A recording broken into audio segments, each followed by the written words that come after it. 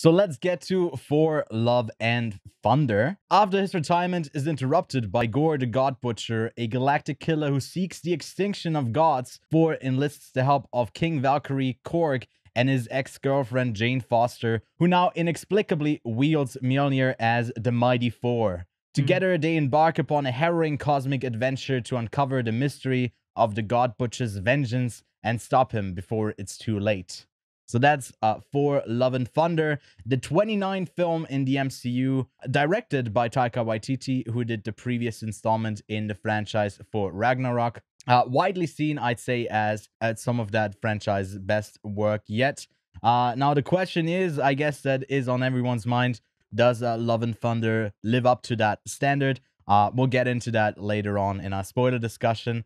But we got a bunch of returning characters coming back for this. Someone who wasn't in for Ragnarok, Jane Foster, returns. Natalie Portman is back to the franchise. Tessa Thompson as King Valkyrie makes a return as well. And then we got Korg and, of course, Chris Hemsworth as the God of Thunder himself. New among the cast, we got Christian Bale as Gore, the God Butcher, and Russell Crowe as Zeus. So before we jump into our spoiler-filled discussion, and we still have the people on here that are yet to consider if they should give this movie a skip or a watch. I'm simply gonna say this. If you've liked pretty much everything in the MCU on a similar level, I think you'd definitely be served more of the same with this film. And if you didn't mind the movies that kind of were in between Avengers and Avengers 2, those kind of filler films in between stuff where you're kind of building to something else, but there's not much meat in the actual story itself, I think you'll have a good time with Thor Love and Thunder. And also, if you've been a fan of a certain specific Taylor Swift meme from 2013, I think you'll also be entertained. Wait, what? But I think wait, what?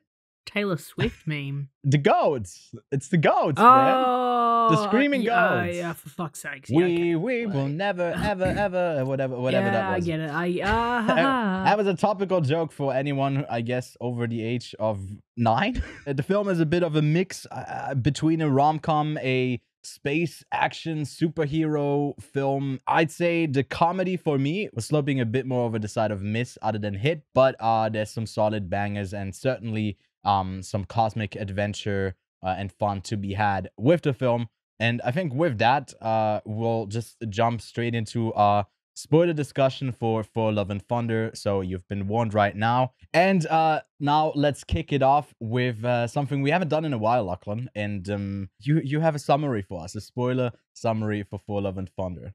It's a statement. It's a speech. Right. Think of it like the Independence Day speech. It's something I'm going to say. It's a summary of the film, right, but also the questions I wish we should answer in this podcast. How does that sound? That sounds good to me. Thor Odinson, alone and horny, searches the universe for love. But when Thor's ex-love and ex-hammer get together, it will take all his will and power to woo them both back. Whilst Gore, the God Butcher, a grieving father and shadow puppeteer, is hot on Thor's godly heels, wielding the legendary Necro Sword. Will Thor get one last swing at Jane Foster? Or one last swing of Mjolnir? Will Thor defeat Gore? Or will Thor once again be a joke of a character that the MCU cannot seem to get right under the overwatching eye of our Lord and Saviour Kevin Feige with the help of New Zealand writer and director Taika Waititi? Will Thor be a superhero? Or will Thor be a super lame butt of a joke character where the story is second class and the humour is used to distract us from the lack of a said story, but for some reason Taika Waititi can nail this in every other smaller form movie that he seems to be able to do well in, but this one he just can't seem to fucking nail. But then seems to forget what the story is on a larger scale, as I just said. Or will Thor become the hero that the other 6 movies couldn't figure out what kind of hero he wanted to be or meant to be in Thor Love and Thunder? I love that. I think what Thor Love and Thunder lacks is probably just a low-key death. A low-key death? Death in this was kind of high-key. They need a low-key death, so I don't know. You know what makes Thor, unfortunately, Love and Thunder a standard movie? What? It doesn't do anything. It doesn't do anything. Yeah, There's no Character development. We can, I guess, from there jump into our discussion of the film. I think at the center of it is what you mentioned before, that I guess romance plot between Jane Foster, Thor, and Mjolnir. Yep. Or I guess it's a love triangle. Or even gets more complicated once you bring Stormbreaker into it as well. Love square. But to be fair, I think this, I guess, was the first real attempt of having, I guess, a love story at the center of a film. But it didn't really have it at the center, if I'm being honest. It was a bit like it went in and out of things, which I think is my biggest complaint with the movie overall, is that it kind of mismatches a lot of the energy, where it like has that chaotic energy. And what you said, like in smaller films, he's able to nail this, Taika Waititi. He's bringing it down. Like, he can make something hilarious, and then you'll see your mother hanging in the courtyard, and you're fucking devastated. But like that movie won Best Writing. I didn't think it was the best writing that year, but it was certainly really good writing. And this movie doesn't have good writing, and it also suffers from, I don't know if you noticed this, or if you contribute this to the movie's downfall, but the editing was just kind of off by a couple seconds, like the whole time. It was weird. It wasn't clean. Now, I don't know if you know this, but I did read an article recently that there was a 4-hour cut of this film. Right, yeah. And apparently it was majorly chaotic. And to have, I mean, most films are going to have a longer first or second or 15th first draft of their film. Most films do that, and then you take out the guts. But again, I would say that it feels like there's a part of this missing. I feel like this is a 2.5 hour film. I feel like there's a large part of this missing, which is unfortunate, because I do say that the story is lacking. It's like, I'm saying it's lacking in substance. There's like, there is a story here, and there is a story that you can follow, and you know what? It's fine. It does the job, but it's not to the level that Taika Waititi has done stories before. And that is the unfortunate thing, is that we know that he is talented enough to do a said story, and you know that he can do an arc. Thor had a wicked arc in Ragnarok. Now, I won't say it's the best story arc, but for Thor, it is the best one. And I'm not pro or anti Ragnarok, and I'd like to get your opinion on what you think Ragnarok is. I find that Ragnarok is a better standalone MCU film, but it still requires you to have an understanding of the MCU. But if I could pick something that goes, this is a good standalone MCU film, I would pick Ragnarok. But for Love and Thunder, I don't think it stands individually or as a whole with the MCU. I just think it's this weird mix mash of, I'm trying to tell a love story, but you know, they're telling me I need to cut this down to 2 hours. Like, come on, we've had longer Marvel movies than 2 hours. So I don't. Yeah, so what's your opinion on Ragnarok, first of all, as an understanding of Taika Waititi's MCU? I think for me, I don't know, I don't ability? have my list in front of me, but for me, like, Guardians is my probably favorite MCU film, followed closely either on second or third place for Ragnarok, because I think that movie really nails the comedic timing for a lot of it. And it is super entertaining. And I saw some early reviews come out that mentioned, it's if you liked for Ragnarok, you probably enjoy this. And yes, it's the same director, you can feel the same style, but it certainly isn't. Well, it's also kind of the same jokes, or similar type-ish jokes that are very like the trademark for the MCU. And I don't know, my biggest gripe with it is also Jane Foster's character, which just kind of goes in and out of it. And if you have a love story at the core, then make the two people, like, obviously that would be the stereotype of like that early mid-2000s rom-com, where it's just like, I guess, here the guy chasing after the girl, and we don't really get to know her. She's just kind of idealized for him. And like, okay, that's enough, I guess, for us to like root for the guy. But we have a backstory for these people, and then you actually need to do something, especially if you put in, like, give her more stuff to do. And the whole thing is just like, well, I guess there's a backstory in the comics where she becomes the Mighty Thor, and like that is tied to her getting cancer. So they're just doing that storyline, but I think it doesn't make sense in this in the movie they put out to have that storyline in there. Because like they don't go there. And what I'll definitely say is when the credits rolled, I thought, this is disappointing because I think there's a solid movie in here. They just didn't get it. Oh no, 100%. No, I agree. I had a very similar thought at the end. For me, most of the jokes, I would say I found the humor in them, but I would still say it went onto the side that it was missing. Yeah. I would agree with your statement. The jokes do miss. Mm-hmm. For me, I found a lot of the visual humor was a bit more successful than the written stuff, which is what Taika is pretty good at as well. And I just felt that the writing side of it, which we would obviously put down to there is a bit of a writing issue with this one. I would find that made up a little bit for the lack of a story and the lack of the humor, that just the visual stuff was quite entertaining to watch. The visual side of Taika Waititi is, especially with his MCU stuff, is extremely good. Agreed, especially no in the what, opening, even you know? if it is a bad... Like that, Oh, those 100%. opening moments were almost like comic book-esque, like the top-down shots of like the armies moving in. That stuff was sick. But yeah. Excellent.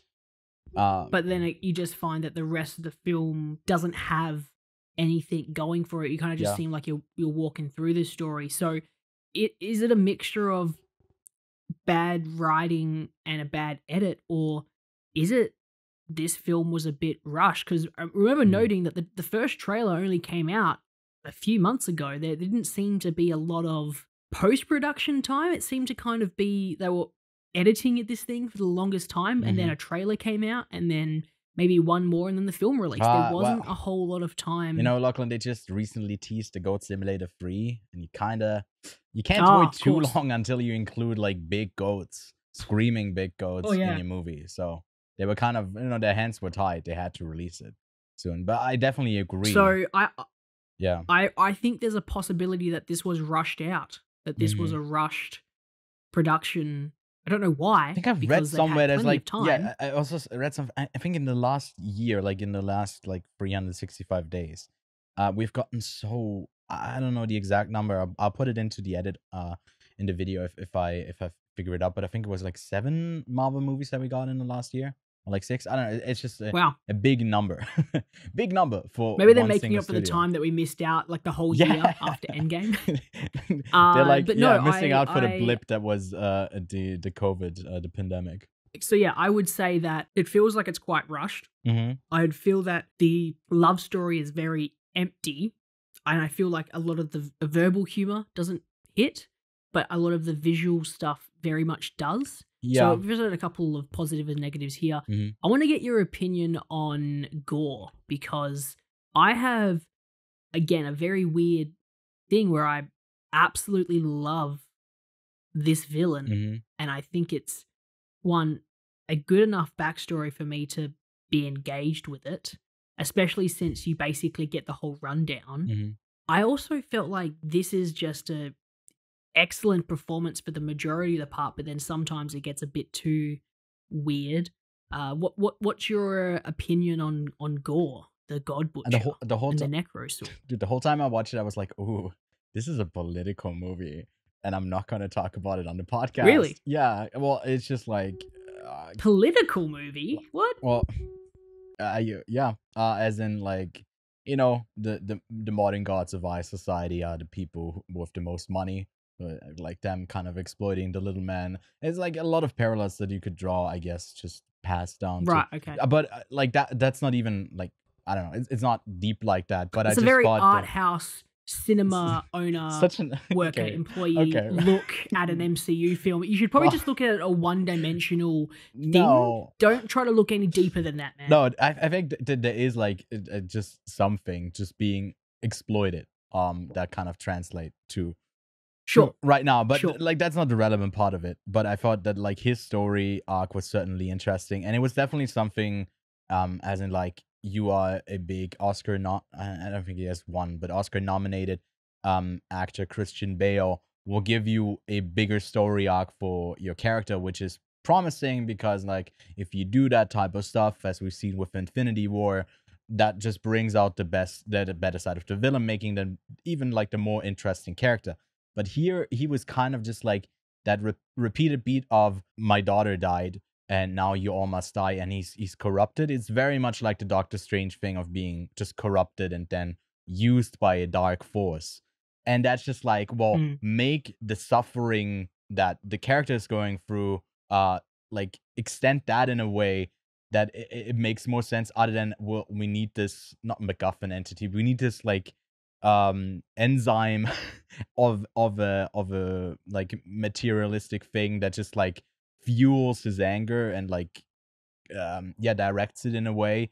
Then it makes the character less interesting to me. But I guess it goes for that like loop of, he comes from a humble beginning where he's just like trying to get to the afterlife where his daughter would be. I think that's kind of how it starts out. I can't remember exactly, but like just passing on, I guess. He's trying to, I guess he did say that his civilization, he was basically the last of their civilization that fizzled out, but they never lost hope in their god, and he was trying to obviously save his daughter, and then daughter dies, and he still prays and he still believes, and he ends up meeting the god, and the god is like, oh no, I'll just find another one, and he's a bit of a twat. Yeah, what I was about to say is like, it ties it back when he kind of comes back around, and I guess like back to what he actually cares about. Not corrupted. And I think that's it makes sense in the story, but it's like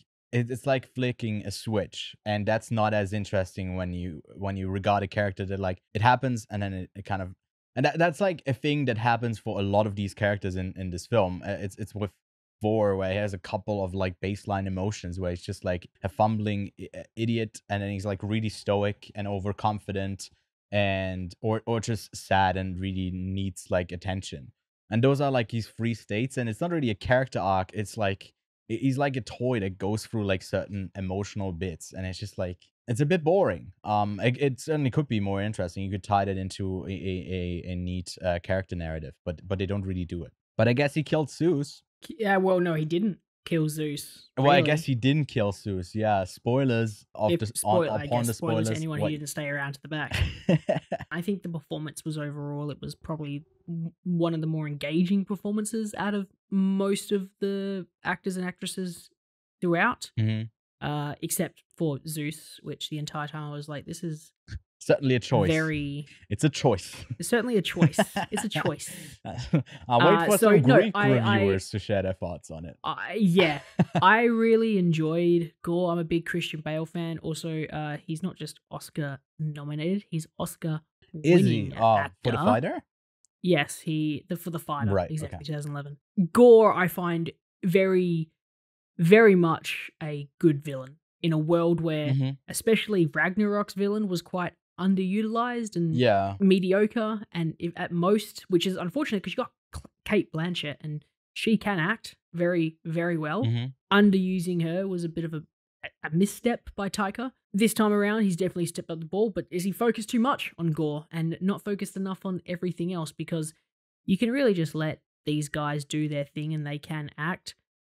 I guess Chris Hemsworth is a bit of an odd one because most of the stuff he does outside of Thor doesn't seem to land very well. Yeah. I think a lot of people realize that with the most recent Spiderhead movie on Netflix, that people were like, he's not really the best at acting now, is he? So, God.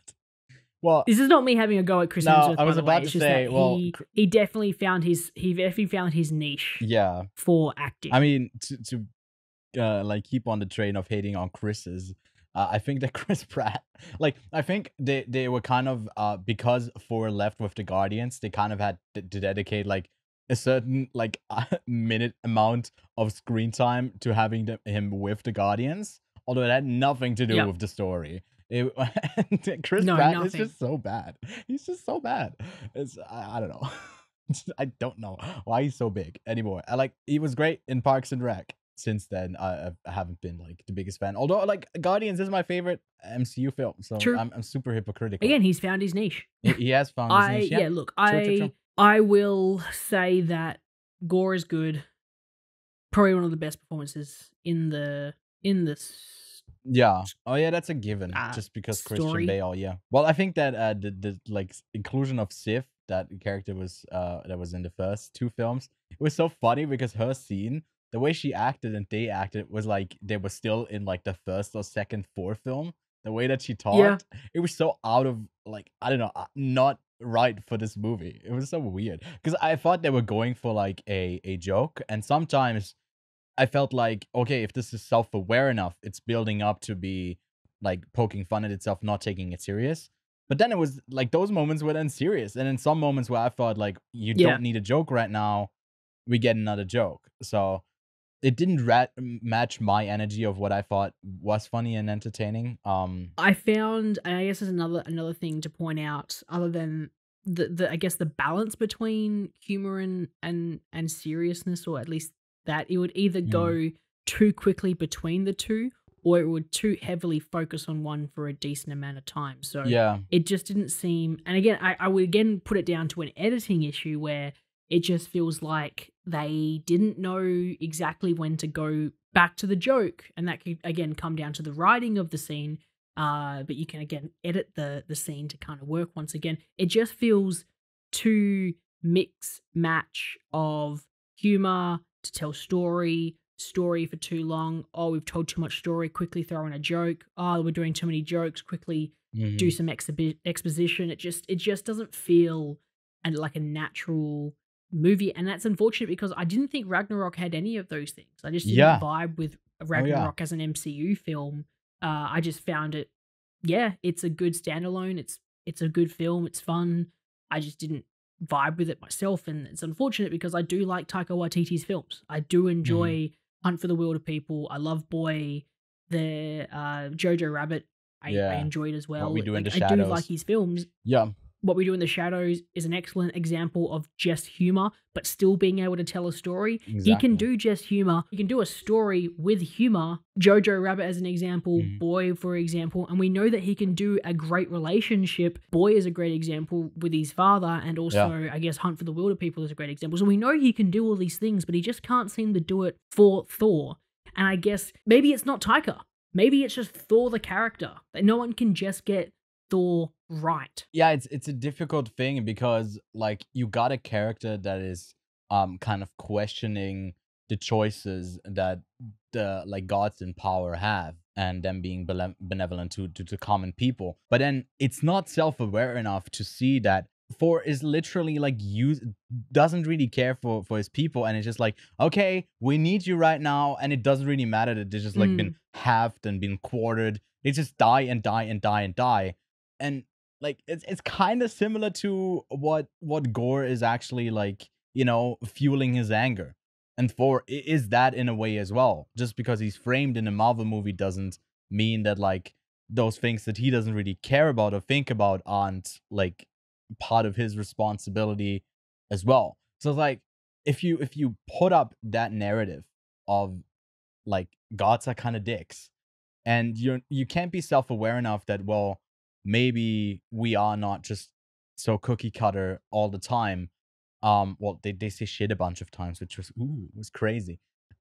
Then Mhm. I don't know, it was just like you're trying to do a story but you're not really committing to the story. Why don't you do the story that you set out to do? If you just want a villain that's corrupted by something, and it's always dead kids. I've noticed it's always dead or non-existent kid. It was with Wanda. It's also with Gore. I don't know what will be next. What's the next Marvel movie that's coming up? Black Panther is the next What one. is the I next think one? it is Black Panther. Oh, it's exciting. Will be another interesting choice because they obviously don't have Chadwick anymore. So yeah, I honestly don't know where they are building towards.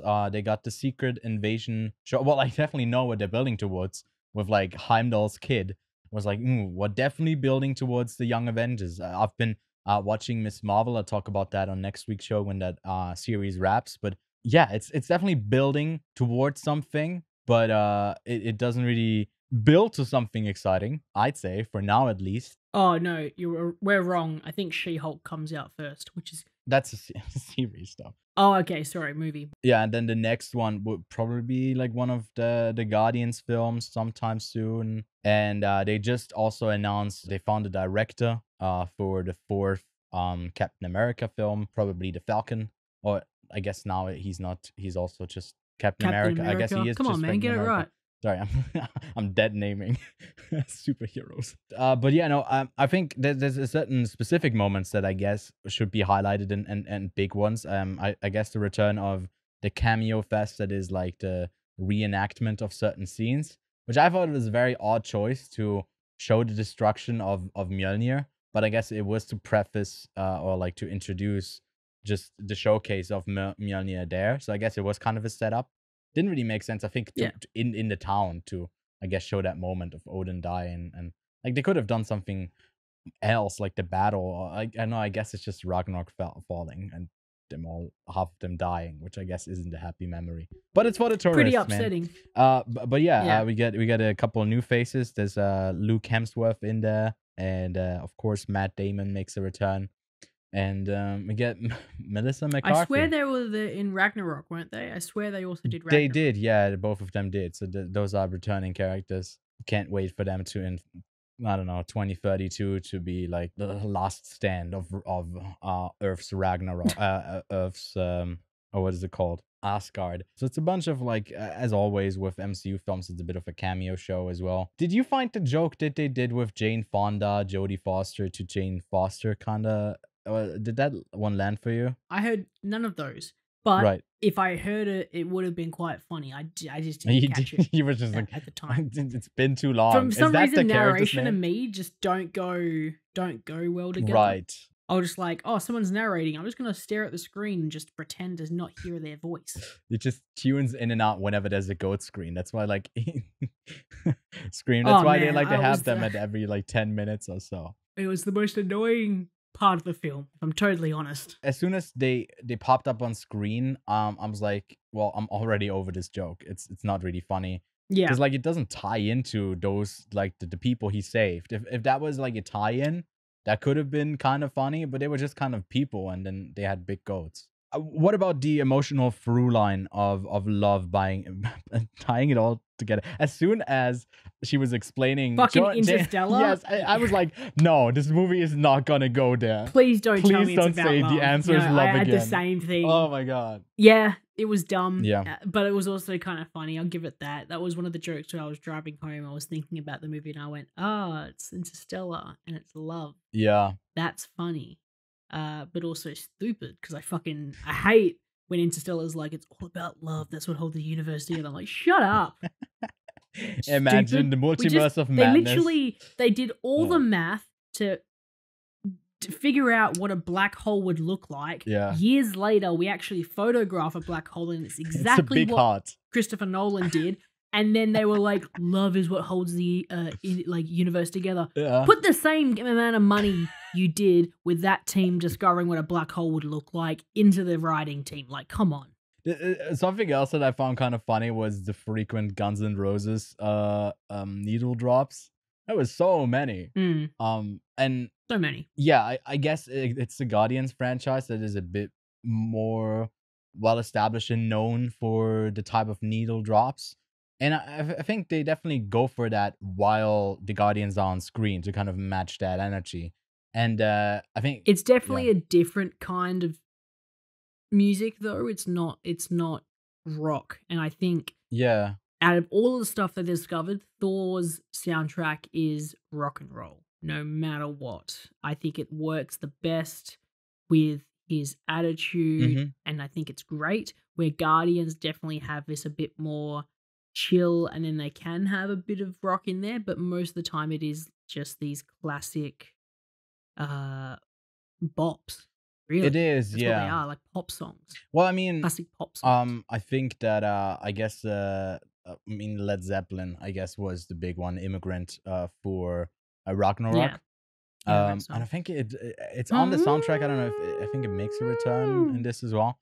But there's only Time by Enya as well, like, and that's like the go-to thing if you to be honest, to me, aren't really creative and you just want a slow-mo sequence and like chaos happening.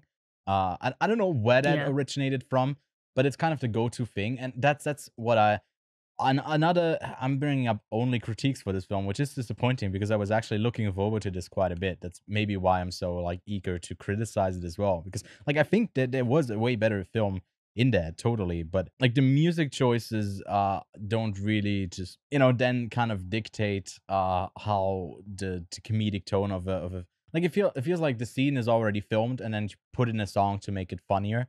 A lot of the time, I think the chaotic energy that they try to put on screen is hard to match with a music underlying thing. A pleasant surprise was the whole scene that they did in that, I don't know what the name was, but that like palace where all the powerful gods lived. Overall, I think that like that scene or those scenes there felt very green screeny and not actual people being on the same set or whatever.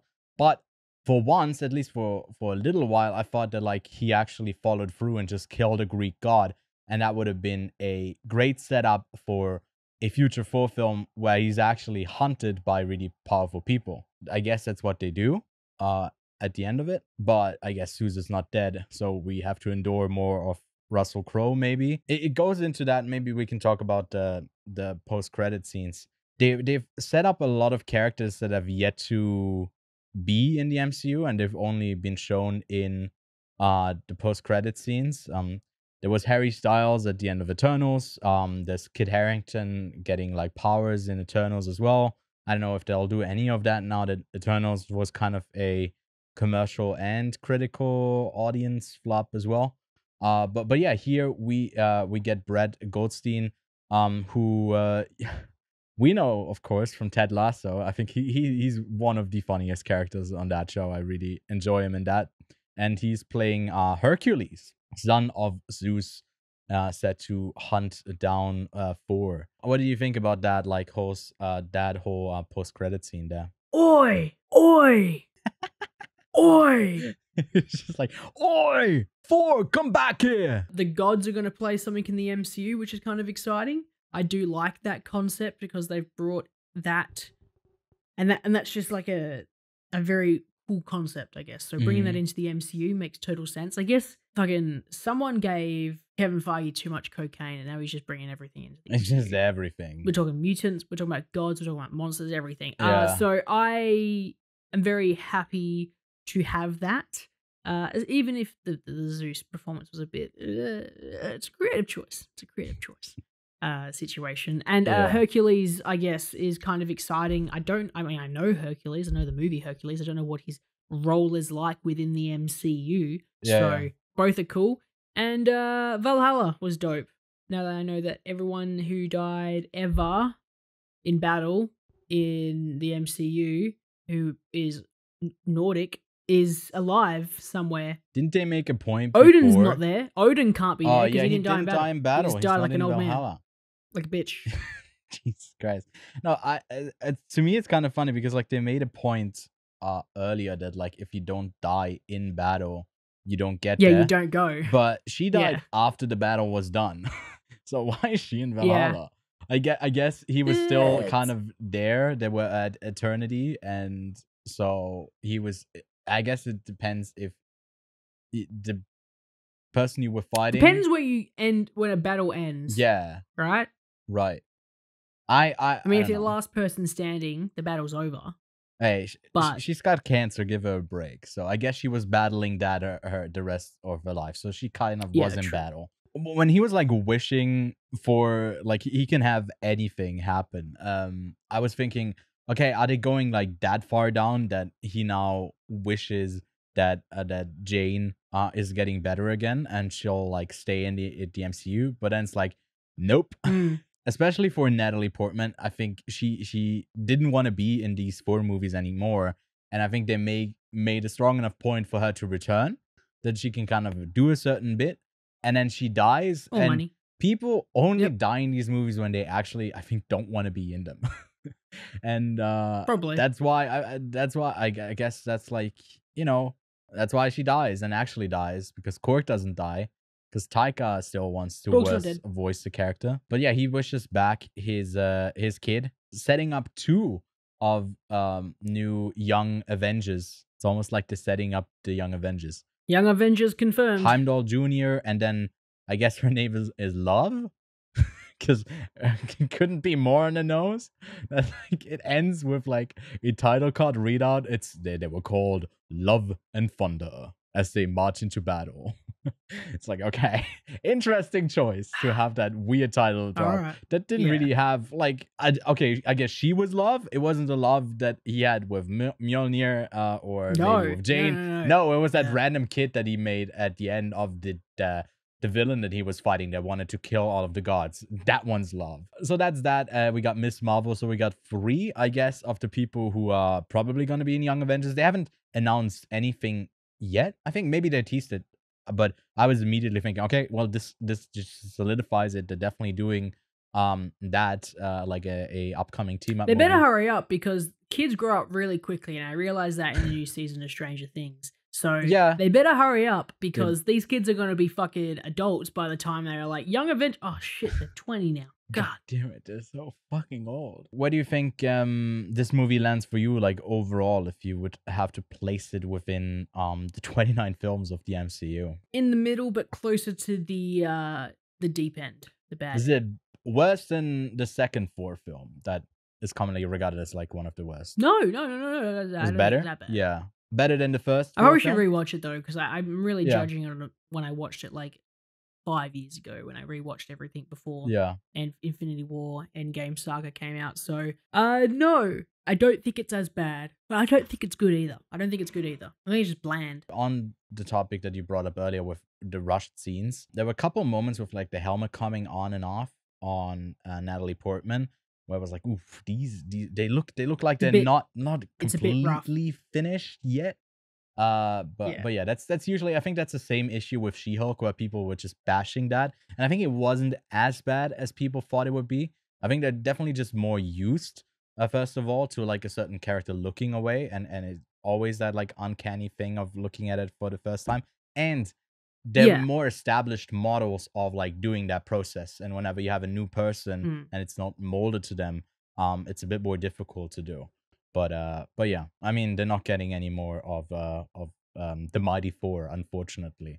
But there was also just a case where they're walking through, just quickly on the helmet thing. There was a situation where they were walking through that Temple of the Gods thing, and halfway through the conversation, the mask like morphs on, and it's like there's no reason for the mask to come on, and it looks really bad here. Yeah. And then it seems to cut, and it seems to become really good. So either they had a mask in one scene, they've gone back and shot this other one, but they didn't have the mask there. So they decided to CG it on, and halfway through the conversation, because I can tell you for a fact right now, that is where I noticed the CG was rough, because it was the tracking, it kind of seemed to hover on the face, and the tracking just wasn't perfect or something, because it's like us shooting in VR, man. We have to trace it back on VR. That's why we speak on this, because we are super familiar with how difficult it is to like, we're industry professionals here. Usually we don't have any mistakes as we talk, and we know how every effect is done. Yes, we know them all. We know how to write a script. The lasso tool. We know how to shoot a movie. Lighting, camera, acting. It's easy. Well, you told me a while ago that I'm better behind the camera than in front of it, which is actually if you don't know the context, could be a compliment. Yes. But in that context, it definitely wasn't. But yeah, I can't even remember the situation, but I do remember me telling you that. I was pretending to cry and asking people to subscribe and leave a like, which I guess I haven't done in a while, so I guess do that right now. And nice. I'll even take it without Lachlan insulting me. I'll get that shout out. But where do you arrive at as a rating for Love and Thunder? I will give this film a 2.5 out of 5. I think that's a very solid rating. I was kind of in between there as well. I think for me it's a 2 out of 5. More leaning towards a 2.5 than a 1.5. But yeah, overall for me also on the bottom tier of the MCU. But yeah, that wraps it up for our review for Love and Thunder. Are you going to see the film, or have you already seen it? Let us know in the comments below.